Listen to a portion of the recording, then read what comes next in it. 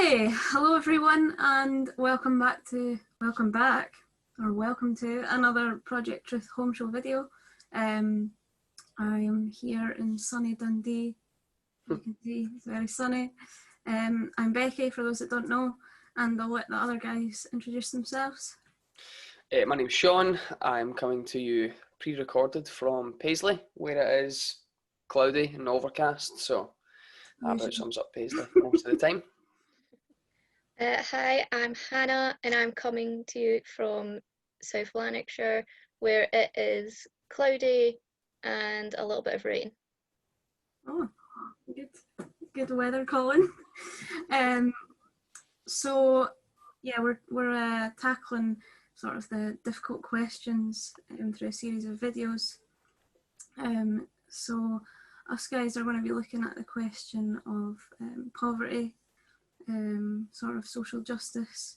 So a question we're sometimes faced with is it right to bring a child into a life of poverty?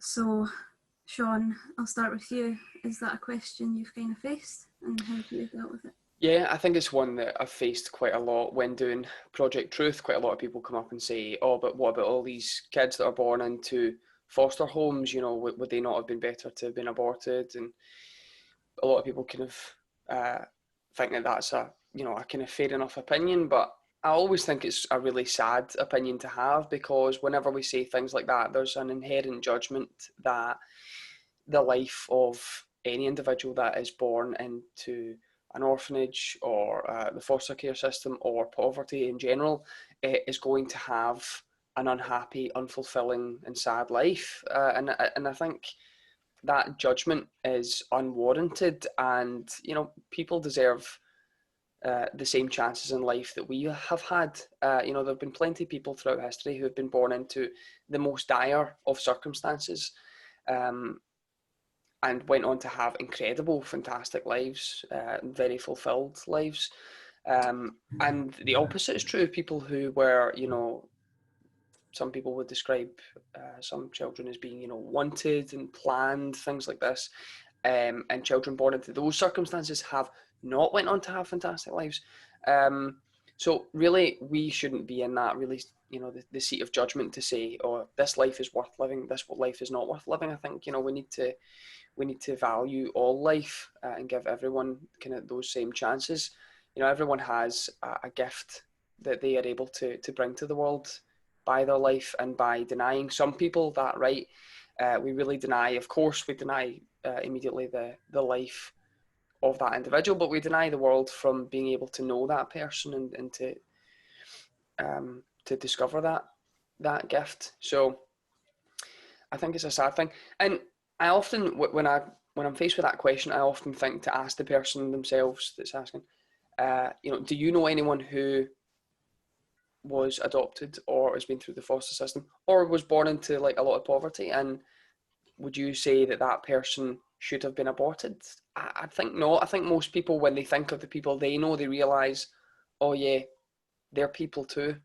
And that really gets to the the crux of the argument. They're people too. And we need to respect that, and we need to champion their lives. So that's usually what I say to people. Ask that question. I like it. There's a lot of good stuff in there.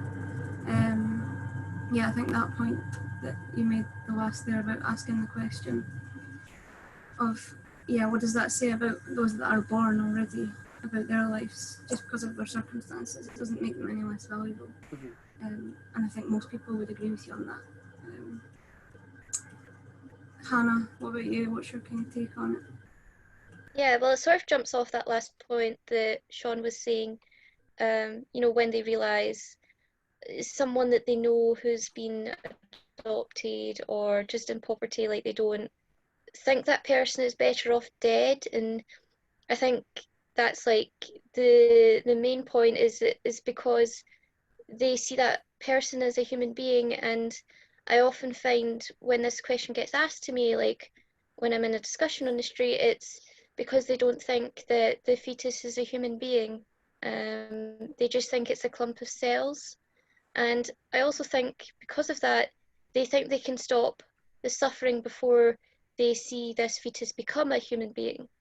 And so they are coming from a good place. These people, they say it not trying to get you or anything. They do want to see less suffering in the world, as do we.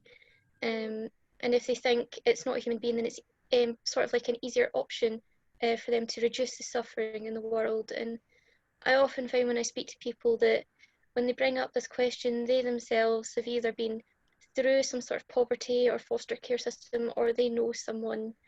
And you know, there's good and bad sides to all those things. And usually when they're talking to me about it, they do bring up like the bad situations that they or their family or friends have been in. So I tend to just ask them fetuses and really get that agreed between the both of us, because I could say whatever to them, and they could say whatever to me back, but if we're not in agreement on what the fetus is, then none of that matters. And so even if they don't agree with me, then I say, let's just say for the time being that it is a human being. Would you still hold this argument? And, you know, as Sean was saying, that would be no, you know, because it's then a human being, it has worth.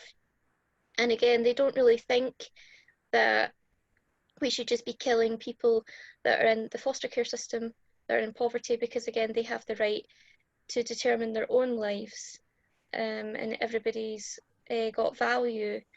And so I feel like that's really like the main issue when discussing this topic, is that they just don't see it as the fetus as a human being. And so that's the main thing that I try to focus on when this argument is brought up.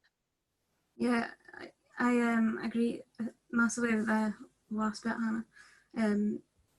Usually, like, a lot of the time I found that in uni and stuff, people would come from like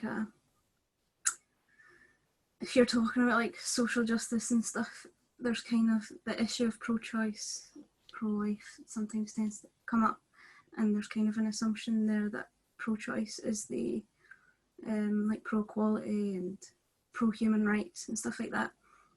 And people are often shocked when you say like those are actually the reasons I'm pro-life, because it makes most sense from a human rights perspective.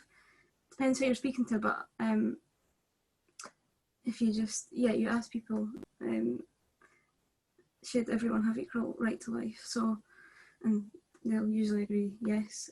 So yeah, like you're saying, Hannah, if you can agree that the fetus is human, it's a good point to start from in terms of everyone should have the right to life. It doesn't matter their circumstance or if they're privileged, wealthy, poor, disabled, all those things.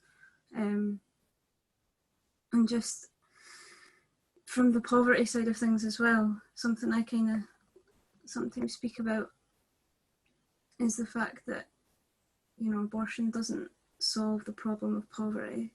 And if anything, it often adds more suffering on the women and men who have to go through it. And I think what it does as well, you know, you see in like areas of deprivation, as deprivation rises, the abortion rates often rise, if you look at the statistics. But the issue there is, you have to question, is there really a choice there? If a woman's having to choose between having a child or being able to afford her next meal, like, you know, what's the issue there? There's definitely a question to be asked. And I think for like people in power and government, it's kind of, for them, it's a chance to sort of like abdicate responsibility of dealing with the actual issues. It's not an easy offering win proper and solutions. quick fix, for them. Exactly, yeah. So that's kind of an angle that's sometimes good to come from as well. But yeah, like you say, I think the whole thing comes down to it's human life, human rights, isn't it? Everyone should have equal right to life. And I think the pro-choice movement and the pro-life movement, I think we're all in agreement actually that the foster care system, the adoption process, poverty, all these things need to be made better, you know, fixed if possible. Yeah. I think so it's just breaking those assumptions down. you can find common ground in those conversations and start from there. It's I think that's good. Yeah, and I thought that wee point was really good you brought up, Hannah, that when people ask this question, they do want to see the amount of suffering in the world reduced. And the most fundamental and I think the most powerful common ground that we have is that we want that too. And all we want to do is broaden people's horizons when they ask this question and they want suffering in the world reduced. We say, so we want that too, but look at this suffering. Recognize the suffering of the child that is lost in an abortion and the woman that is left without a child and with, more often than not, guilt for the rest of our life. We want that suffering to go away as well.